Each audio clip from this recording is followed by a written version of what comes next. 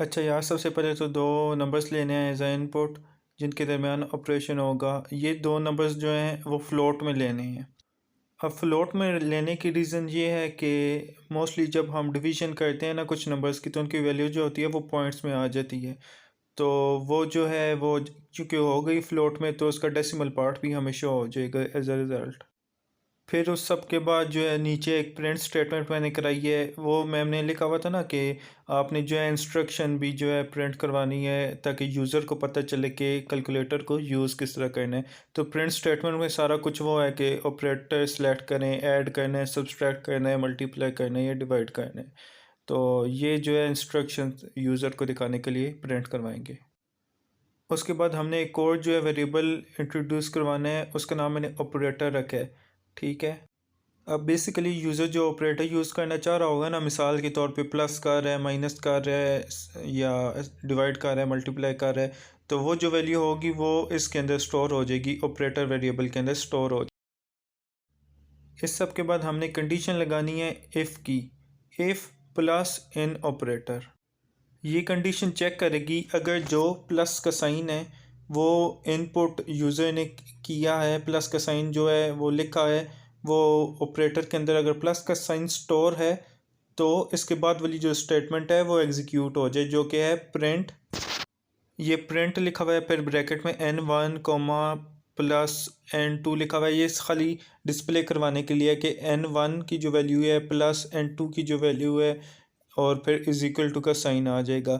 ये खाली दिखाने के लिए है कि इन दोनों के दरमियान ऑपरेशन जो है वो यूज़ हो रहा है। बेसिकली जो ऑपरेशन रियल में हो रहा है वो इस सब के बाद जो कॉमा लिखा हुआ है ना, और n1 प्लस n2 लिखा हुआ है, तो यानी अगर जो वैल्यू यूज़र ने दी है वो प्लस दी है, ऑपरेटर में प्लस स्टोर है, तो ये कंडीशन एग्जीक्यूट होगी और n1 प्लस n2 हो जाएगा।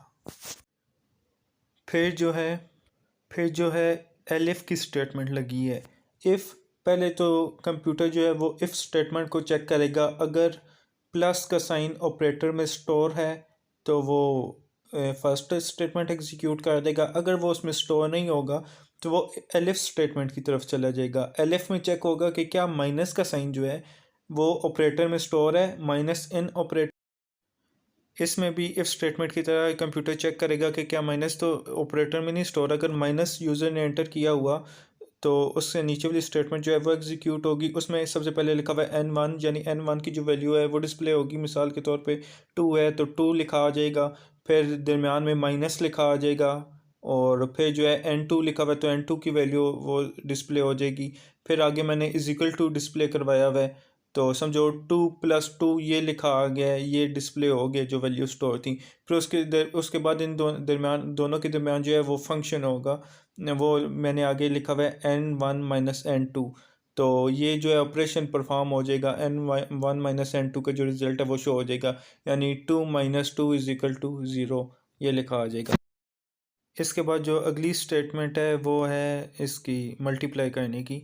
तो वो एलिफ लिखा हुआ है। अगर ऊपर वाली दो जो है कंडीशंस वो रॉन्ग होती हैं तो वो थर्ड पे आ जाएगा। थर्ड मल्टीप्लाई की है, वो चेक करेगा कि क्या यूज़र ने जो है स्टेरिक का साइन नहीं यूज़ किया इन एज आ इनपुट। बेसिकली स्टेरिक जो है मल्टीप्लाई के लिए यूज़ होता है ना कंप्यूटर में।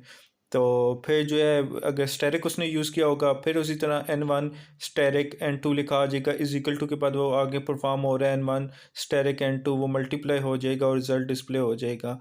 तो अगर ये भी उसने स्टेरिक ना किया हुआ तो उसने डिवाइड का साइन किया होगा।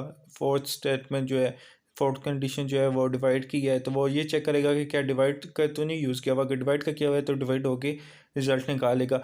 अगर ये चारों जो है इनमें से कोई सा नहीं यूज़ किया हुआ, कोई और उसने इनपुट दे दी है, कुछ भी और लिख दी है, तो फिर जो है कंप्यूटर जो है एल्स की स्टेटमेंट पे चला जाएगा। एल्स की स्टेटमेंट में वो प्रिंट करवा देगा कि रॉन्ग इनपुट, यानी आपने इनपुट जो है वो रॉन्ग दी है, ना प्लस ऐड किया है, ना माइनस इंटर किया है, ना मल्टीप्लाई का साइन डाला है, ना डिवाइड का साइन डाला है, तो इनपुट जो है वो रॉन्ग है। अब हम जो है साइड बाय साइड कंपैरिजन कर लेते हैं प्रोग्राम और रिज़ल्ट का। सबसे पहले उसने n1 की वैल्यू मांगी है, फिर n2 की वैल्यू मांगी है, फिर उसने इंस्ट्रक्शंस जो प्रिंट स्टेटमेंट में लिखी हुई हैं वो एज इट डिस्प्ले करवा दी हैं। ठीक हो गया। फिर उसने वो एंटर ऑपरेटर यानी ऑपरेटर की वैल्यू मांगी है, तो ऑपरेटर में मैंने माइनस पुट किया है, तो वो माइनस उसने पिक कर लिया है सेकंड कंडीशन से। ठीक हो गया। और उसने जो है वो एग्जीक्यूट करके डिस्प्ले करवा दी है, सब्सट्रैक्शन डिस्प्ले करवा दी है।